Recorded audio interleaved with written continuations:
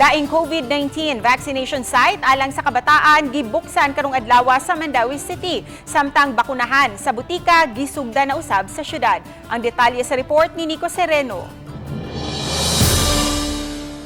Sadya ang pag-abli sa UCLM nga bag-ong pediatric vaccination site. Kini ikaduhang venue sa Mandaue aron mo bakuna sa mga nag-edad 5 hangtod 11 anyos.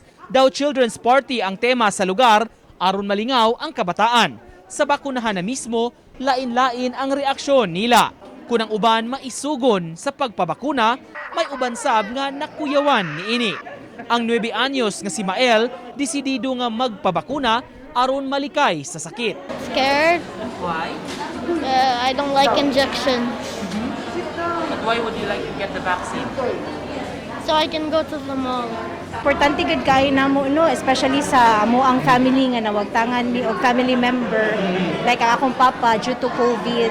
So para namo if we could have done it earlier sana sa akong papa but fully vaccinated man pud noon to siya.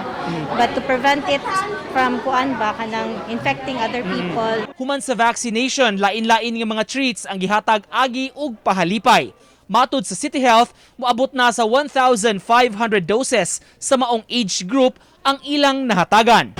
We made a request na amo nang utilization for succeeding first doses, which they agreed. So that's why we are doing this, another launching.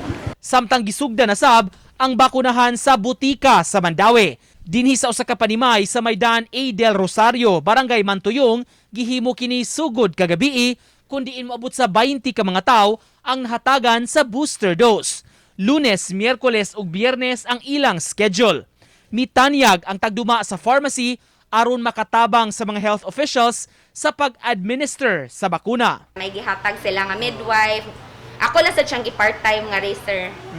Yan, akong sister ni volunteer man siya tig-evaluate siya man ang doctor. So kompleto na, so nay pharmacist, nay nurse, nay midwife, nay doctor. Uban ni Godfrey Relien, Nico Sereno, Balitang Bisdak.